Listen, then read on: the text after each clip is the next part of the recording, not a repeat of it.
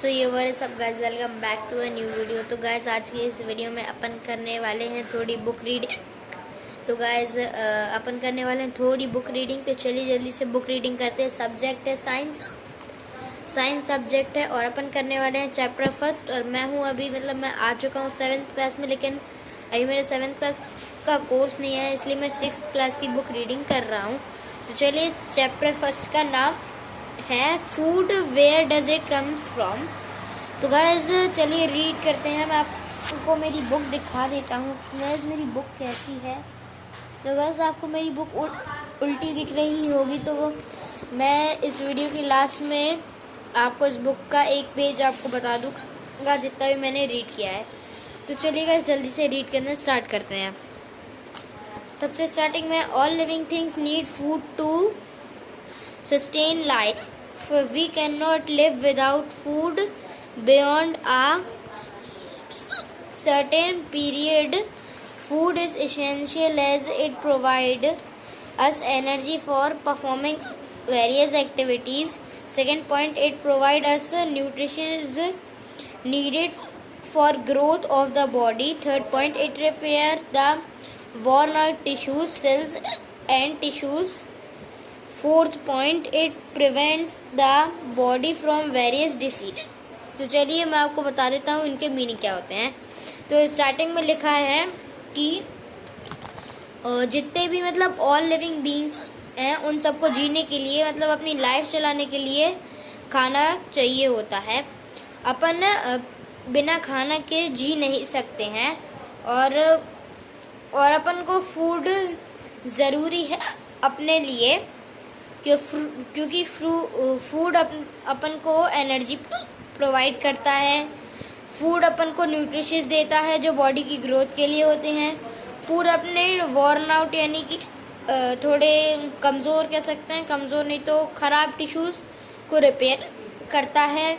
और वो फूड अपन को ताकत देता है, एनर्जी देता है कि अपन अलग अलग तरह की बीमारियों से बच सकें। तो गाइज आगे पढ़ते हैं। We need different meals at different time of the day. A meal can be defined as the food eaten at particular time of the day, that is breakfast, lunch and dinner. इसका मतलब है कि जो मील होता है यानी कि food होता है वो अलग अलग टाइम पे अपन लेते हैं एक दिन में। तो उस फूड को अपन डिफाइन करते हैं, जो अपन जैसे फूड खाते हैं उस फूड को अपन ऐसे डिफाइन करते हैं जैसे कि अपन पर्टिकुलर टाइम पे खाते हैं, जैसे कि सुबह खाते हैं, रात में खाते हैं, कोई लोग शाम को भी खाते हैं, सारे लोग शाम को ही खाते हैं। तो अपन सुबह के खाने को कहते हैं ब्रेकफास्ट, दोपहर के खाने को कहते हैं लंच और रात के खाने को कहते हैं डिनर। तो बस आगे पढ़ते हैं। इसके ऐसे 4 वो हैं, इसमें 4 आउटलाइन है चैप्टर की। आउटलाइन इसमें क्या क्या पढ़ाया जाएगा। तो सबसे फर्स्ट पढ़ाया जाएगा इसमें ingredients in the food items. Second आएगा सोर्स ऑफ फूड। थर्ड में पढ़ाएंगे food habits and food habits of animal. Fourth है scavenger and decomposer and fifth है फूड चेन। तो चलिए अब अपन स्टार्ट करते हैं ingredients in the food item. तो चलिए स्टार्ट करते हैं। तो इसका फर्स्ट पैराग्राफ मैं रीड करता हूँ। There is a lot of variety in food we eat every day. This variety is due to different source of food and the ingredients used to prepare them, the material needed to prepare any food item and called ingredients। इसका मतलब ये है अपन जितने भी food खाते हैं हर दिन उसमें वैरायटी होती हैं, सोर्सेज होते हैं, उन्हीं को और उनको जो उनको बनाने के लिए अपन को जो मटेरियल चाहिए होता है किसी भी टाइप का फूड बनाने के लिए उसको इंग्रेडिएंट्स कहते हैं। तो गाइस आगे बढ़ते हैं। अगर आपको अच्छे से इसको एक्सप्लेन करना आता है तो आप कमेंट में बता सकते हो, क्योंकि मुझे बहुत ज़्यादा अच्छे से एक्सप्लेन करना नहीं आता, लेकिन मैं भी थोड़ा बहुत एक्सप्लेन करना मुझे भी आता है। तो गाइस चलिए आगे पढ़ते हैं। We may need two or more ingredient to prepare food item. For example, to prepare boiled rice, we take rice and water. तो गाइस इसमें ये लिखा है कि अपन को कोई से दो चीज़ें लेनी होती हैं एक इंग्रेडिएंट को बनाने के लिए, मतलब अपन को किसी दो इंग्रेडिएंट की ज़रूरत होती है किसी फूड आइटम को बनाने के लिए। फॉर एग्जांपल जैसे कि अपन चावल बनाते हैं, बॉइल्ड चावल, तो अपन उसके लिए चावल लेते हैं और क्या लेते हैं, पानी लेते हैं। अपन चावल को बनाते हैं तो उसमें पानी डालते हैं और जब पानी को गर्म करते हैं तो चावल बन जाते हैं। तो गाइस चलिए सेकंड पेज रीड करते हैं। तो गाइस सेकंड पेज में ये है, चलिए सेकंड पेज अपन रीड करना स्टार्ट करते हैं। तो गाइस सेकंड में आ चुका है सोर्स ऑफ फूड। मैंने आपको बताया था सोर्स ऑफ फूड, जैसे कि आप देख सकते हैं मैंने आपको पिछले पेज में बताया था कि सबसे पहले आएगा ingredients in the food item, फिर सोर्स ऑफ फूड, फिर फूड हैबिट ऑफ एनिमल, फिर स्कैवेंजर एंड डिकम्पोजर और उसके बाद फूड चेन। तो अब सेकंड पे आ चुके हैं अपन, चलिए जल्दी से रीड करते हैं। Do you know where are food come from? A large variety of food is available in different forms. These food items come from plant and animals. इसका मतलब ये है, सबसे पहली लाइन में लिखा है क्या आपको पता है फूड कहाँ से आता है?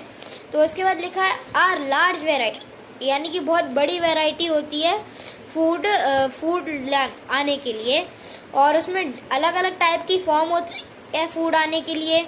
और फूड आइटम्स आते हैं प्लांट से, मतलब अपन को फूड आइटम ऑब्टेन होते हैं अपने प्लांट से और एनिमल से। चलिए आगे पढ़ते हैं। Food from plants, most of the food comes from the plant provide us different types of food such as cereals, fruit, vegetables, pulses and spices.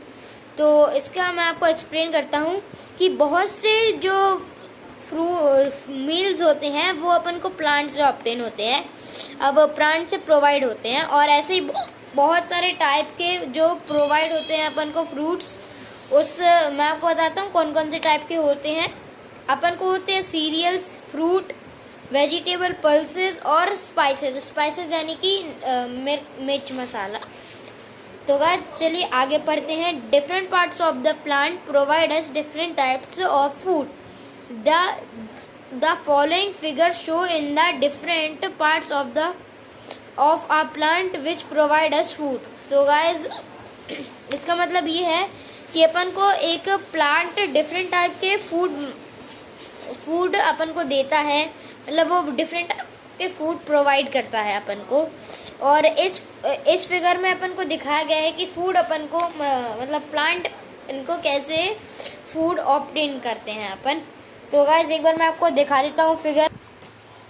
तो गाइस जैसे कि आप देख सकते हैं ये फिगर है वो, ये फिगर भले ही आपको थोड़ा उल्टा दिख रहा होगा, मतलब आपको ये सारी चीज़ें उल्टी दिख रही होंगी, लेकिन आप ये एक बार फिगर को देख लीजिए। तो गाइस आपने फिगर को देख लिया, अब मैं आगे रीड करता हूँ। Roots, the underground part of the plant is called root of the plant like radish, turnip, carrot etc. are eaten raw or cooked. मतलब ये ऐसी चीज़ें हैं, मतलब प्लांट अपन ऑब्टेन करते हैं प्लांट से, जैसे कि रेडिश, टर्निप, कैरेट एक्सेट्रा, जो अपन पका के भी खा सकते हैं और ऐसे भी कच्चा भी खा सकते हैं। तो चलिए आगे पढ़ते हैं। तो चलिए आ जाते हैं अपन स्टेम पे। स्टेम माने क्या होता है, जो प्लांट के एकदम नीचे वाला पार्ट होता है उसको स्टेम कहते हैं, और रूट वो होती है, रूट माने जड़ें, जो प्लांट के नीचे मिट्टी के नीचे चली जाती हैं। तो चलिए रीड करते हैं stem. A stem is the main long thin part of a plant above the ground. It is a link between the plant root, leaf and flower. Stem of certain plant are eaten. For example, the stem of sugar cane plant is eaten. तो चलिए मैं आपको बताता हूँ, अब इसको explain करता हूँ। मतलब जो स्टेम होती है वो एक मेन लॉन्ग और थिन पार्ट होती है प्लांट के अबव, मतलब ग्राउंड के अबव, और वो लिंक होती है प्लांट की रूट से और लीफ से और फ्लावर से। स्टेम स्टेम एक ऐसी प्लांट है, मतलब स्टेम एक ऐसी प्लेस है जिसे अपन खाते हैं। For example sugar cane plant is eaten, मतलब वो भी अपन उसको स्टेम से काट के अपन शुगर केन रहती है अपन उसको खाते हैं।